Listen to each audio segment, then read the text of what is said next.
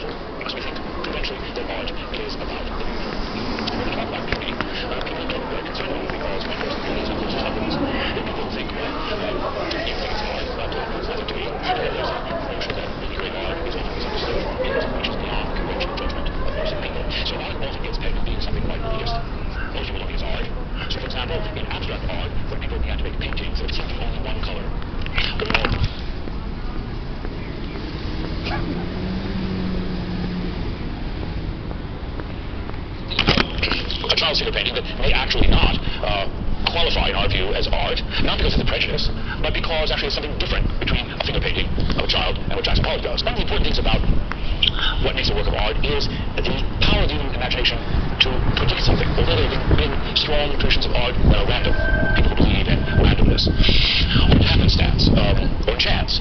Most of what we think is art is the result of people thinking about doing something and being carried away by either some plan or some intuition or some imagination.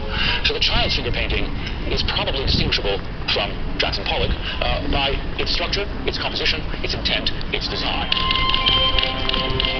art is really an attempt to create through time and in space a work or a statement or an event that has some coherence, that derives from, is connected to everyday experience, but is really quite apart from it, and works back in our experience of it to that everyday experience. It creates a vocabulary of sensibility, a vocabulary of interpretation, a vocabulary of meaning, that in one sense is beyond that of language. About art is that it is not restricted to language. There is art in language. You see that in poetry, which is a different use of language. The use of language in many art forms, visual, architectural, music. But much of art, and much of the art that we care about, responds to something other than the linguistic. We talk about it in language, but our experience of it is somehow around language. It bypasses language. Many philosophers have argued that the visual and the musical reaches an individual in a different way, not through the meaning of language, and therefore it's not entirely rational. It's not something that we can say is right or wrong. When we say we're moved by a work of art, or that we're inspired by a work of art, we often find it hard to put that in words. The power of music, for example, is best expressed in the way music interacts with words. So take a great moment in operatic literature, in Mozart's Marriage of Figaro. At the very end, it's an opera about infidelity. At the very end, the Countess forgives her husband, the Count, for contemplating, if not realizing, infidelity. She realizes the loss of love. So as she forgives the Count, the music, which has no words to it, tells an inner story to the audience of a sense of loss, a sense of distance from what she's actually saying, that would be impossible to communicate without music. Much of art is public. Art hangs in museums. They're installations. There's public art. And the most important public art of all is architecture. What do buildings tell us about ourselves? If you look at a fabulous building, for example, the Helsinki railway station by Eila Saarinen, fabulous building, massive, showing the public, the entire nation, the modern Finland, embodied by the train. So it's a massive train station, similar to many that is in Europe, but has a slight difference.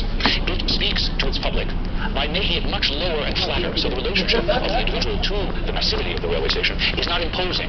It's not one of tyranny, it's not one of superior power, it doesn't celebrate industrial power, it doesn't celebrate wealth, and in fact, it is much more intimate despite its scale. Furthermore, through it, there are decorative elements that remind the user of an imaginary tradition of Finland, of a Finland of the Kalevala, of a mythic past, of a tradition of a nation that was distinct from the rest of the world. So, local pride, folklore, national identity, all get communicated through art making. Things are completely artificial. You don't need to have that kind of railway station just to put trains in place. It could be a much more neutral, if you will, a solution to how to build a railway station. The Capitol of the United States is an architectural statement that reveals ideals about what the builders thought the American Republic was going to be about. So art is a public endeavor. Often it takes place in public spaces. It's also a private endeavor. It informs how we organize our private space and how we use it. In days when people were amateur musicians, sang and played together, that was a form of a conversation. People sat down to play a string quartet, and that was a conversation with four people that used no language, just music. People sang together in their parlors. People went to choruses in church, secular circumstances, to sing together. So art is not only the enterprise of the individual art maker or the individual person who seeks to transform his or her experience of the everyday by something that is not real, but transformed by a human being called art. But they also have to recognize that art is about the way we live our lives in a public circumstance. One recognizes that art is not merely an act of an individual who exceeds his or her boundaries of experience in ways we cannot predict. Parenthetically, it's important to realize that art is never something that has to exist. In science, we have the notion that what we discover is something that somehow is out there. Now, that's not totally entirely true.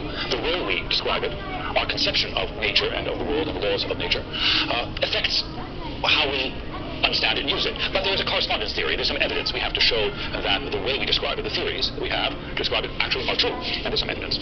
So there's a great deal of speculation and relief when relativity was proven by astronomical observation, by, so to speak, experimental evidence. Now, in art, what is created has no reason to exist. It wasn't out there before a human being made it, which is why art is so significant to the individual, because it is a reminder, both for the maker of the art and the person who engages with the art, of his or her uniqueness in the world. You know, we would like to think, which is true, that each of us has a fingerprint that is unique, and a DNA sequence that's unique, which is why we can be identified if we commit a crime. But by the same token, the making of art is a reflection of that uniqueness which has no predictive content. When you hear a piece of music, a new piece of music written by a composer, or you see a work of art, an installation, performance art, a movie, any photography that one sees, one realizes that this is the imagination of a single individual whose existence could not have been foretold. So there's a kind of uniqueness. That uniqueness has the parallel in the viewer. No artwork is complete unless it has someone who receives it. when there's no one in the museum, the real purpose of art dies. Those works come alive through the presence of a viewer. A piece of music exists only if it's played and heard, and therefore requires human intervention. The important thing about that is that art is one way, particularly in our current society, to fight the sense of being superfluous. If one had to ask in contemporary life what is the most important aspect of art to the individual, is the recognition that in a very large, mass society, in which most of the things we do are governed by efficiency, we can make things with robots, we actually produce food immensely efficiently, and with the promise of biotechnology and information science, it's likely that those efficiencies will only increase. So there are a lot of people in the world. What are we here for? We once thought the primary reason for our existence was labor. We were here because we had to. We had to till the soil. We had to protect ourselves from external danger, rain, snow, weather. We had to take care of the necessities of life. And by so doing, we had to do something useful. And that useful thing could be rewarded. Rewarded either in money, which was a much later system, or in actual goods, which would feed us and our children. But that notion of work and labor is increasingly at risk. While we would like to see all of our society very well employed, one could posit a future where we are not needed, where there's an easy pass for every function. You don't need a toll collector anymore. You don't need an elevator operator. You don't need a manufacturing person. You don't need an artisan. So what are we here for? Well, we're probably here for the things that are not useful. We're here for the things that have no utility, that have no purpose, that are simply about our life. And that essential sense of our purpose being what we can do that may have no practical utility, that sense of the sacred character of our capacity to create. If one believes the Abrahamic tale that we were made in God's image, what does that mean? It means that God was a creator. He used language to create. Well, we also use language to create, but we also have the capacity for creation, for imagination. And the things that we imagine often fall into the category of art. Things that don't exist. Things we put together. Things we completely rely on our fantasy, our humor, our sense of joy, our sense of possibility, and our sense of the thing that wouldn't ordinarily occur if we just lived our lives in some predictive way, in some imitative way. Which is why art can be dangerous, because it doesn't follow rules. It rarely follows rules. But the important thing about art, both in its making and its absorption, its engagement, is we reinvent ourselves. We invent ourselves in our relationship to listening to music. In many circumstances, people will find their lives transformed by looking at a beautiful building, or a work of art, or even a movie. Or young people who will swear by a series of popular songs that seem to be very meaningful to them. That identification with the imaginary, which helps us define ourselves in some unique way, when we put it all together, the mosaic of our own tastes, those things allow us to give ourselves purpose, where we could be very depressed by a sense of uselessness and boredom. The most terrifying thing is the loss of life and the sense of purpose by boredom. And that creates envy and hostility to others. We envy the person who seems to be useful and needed. We're looking for a safe place where we can feel ourselves important and significant, which is why many of us choose to join religious communities or other communities, where through some community identification we give ourselves purpose. But art allows us as individuals to have a purpose as we make it, participate in it, consume it, if you will, engage with it. And it reminds us of not our capacity to create art, but to recognize it and follow someone else's imagination along with him or with her. Now, the social utility of art, the fact that it's public, the fact that it's pretty universal in the sense that most societies create some kind of system of it. The social utility has been a subject of enormous controversy. There are people who think precisely because art is imaginary in some way, it isn't real and it isn't useful in some way, it's a kind of mirage that distorts our sense of value. Famously, Plato had his doubts about poetry and about certain kinds of art making. There's a long tradition of suspicion that art, first of all, is a conceit among a very small group of human beings who try to make themselves superior through a kind of Ponzi scheme of values that they all inhabit and they exclude other people from.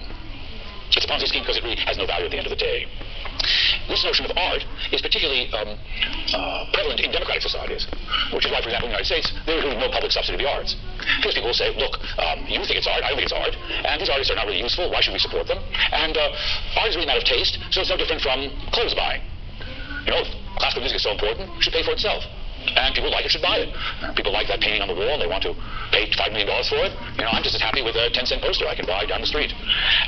Who's going to tell me that Norman Rockwell, the famous illustrator, is somehow inferior as an artist to some sort of strange thing that's on someone's wall in Southampton, who believes her himself to be a real connoisseur and collector, and paid $4 million for something I wouldn't give 10 cents for. So in democratic society, the majority wins, which means what we might think is art, perfectly reasonably, is Hollywood. It makes money, or Broadway on the off chance it makes money. And many of the non-commercial arts are considered, it's a conceit of a minority.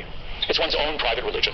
And that in mass society, in mass democracy, there's no agreement about what is art. And there's not really much agreement whether art is necessary in a society. That's totally, seemingly, persuasive. It actually is hypocritical because the government builds buildings, so it chooses architects, makes it absolute statement in what kind of architecture it chooses. But beyond that, the nation, in its military has orchestras and bands. It recognizes that art is part of the fabric of a community. It has always been part of the fabric of what we consider patriotism. The songs we sing, our national anthem. It's not so easy to say where there's no art. And it's also not so easy to say that, it's only those things that make money. Because in fact, all true things are not popular. Evolution is not popular, maybe true, but it isn't popular. And there are many facts which are not pleasant, but are true and hard to understand. The earth is not flat. We all operate as if it is. Now, it's very complicated to explain to someone that it's round. But the fact that that's true, and it's only understood by a minority, doesn't make it wrong. Now, the real debate in the arts is, are there criteria for art that could be persuasive in a democratic society to induce a society to support it? Is there some objective way of saying, well, a Beethoven symphony, a Wagner opera, a Debussy nocturne, those are superior to something else? That certain buildings, certain painters, certain sculptors are understood as critically superior to things that are of the same type but not as good? Is there a hierarchy of goodness? Is there some truth value to our judgments about art? Is it reasonable to say, well, that just isn't art, or is not very good art, or bad art? If we could make those discriminations, then we might create a hierarchy of value where then we could justify society supporting it. In monarchies and aristocratic societies, arts were supported by patrons. The patrons happened to be the state, in the case of kings, queens, emperors. And in certain eras, particularly the communist era, the party and the state had a very clear idea of what was art that was good for the state. Fascists had the same idea. Both Hitler and Stalin were art lovers. And they were music lovers. And they had very, very specific tastes. In Stalin's case, he hounded Shostakovich twice in his career, in the 30s and 40s, for writing music that wasn't right, that wasn't really towards what art should do in the community. Now, those were not necessarily aesthetic criteria, they were political criteria, if you can separate the two for a moment. They were about what made people feel part of a working class, communist, proletarian nation. What kind of music should that sound like? What kind of painting should that be? That's called social realism. In fascism, there's a clear idea of how to portray the Aryan purity and the Aryan race and Nordic superiority. And music, like Carmina Burana, a very famous piece, that was designed to give people a sense of membership and solidarity, that manipulated people's emotions so it was consistent with the and slate. But that's not about the truth value. That's about a regime's belief in how art actually can function to help that regime. So to return to the question, particularly for the United States, in a democratic society, we don't support the art because we can't agree as to what would be art. We can agree what makes profit. So if you want to do art and you can pay for it, everyone's happy, people can go to it. But why should we subsidize opera companies, museums, artists, performance spaces, independent filmmakers, photographers? Why do that? Why not leave it to the marketplace? And one way to solve that problem would be to say, well, as in science, there can be kind of peer review, objective sense of what is good, what is bad, and if we can discriminate and agree, then we can say, well, these people deserve support, these people don't. Clearly, the more you think about each separate art form, movies, films, buildings, music, painting, sculpture, performance art, you develop sensibilities, criteria. Look, the great example, for example, in the case of the composer Mozart, he had a pupil, Thomas Attwood, who became a court composer in England during the reign of Victoria. He was a fine musician, but not a great talent. Perfectly fine craftsman, and wrote a fair amount of music, none of which has survived. But it's very competent. Now, his music is art music. It's fine, it's good, it's interesting, it's historically interesting, because every age has its own artistic currents. And it's very interesting to understand the past. Art is a terrific instrument for getting under the skin, so to speak, of a past era. Now, Thomas Attwood studied with Mozart. Now, Mozart was not much of a teacher. He did it only for the money. And the strange thing about Thomas Attwood is that it's the one complete record, because he was English and very meticulous, he kept his lessons with Mozart. It's the only record we have of Mozart teaching. He gave Attwood lessons and exercises. That's a great example of the minuet dance, in which he gave Attwood a bass line and asked him to fill it out.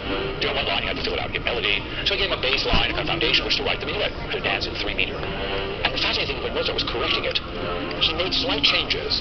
And if you play Attwood's exercise and give it back to Mozart, and Mozart, just to fill the time, just think about it, editing and changing of it, you see the difference between the ordinary and the great. And blindfold, an audience who's listened to a lot of 18th century minuets will identify the Mozart.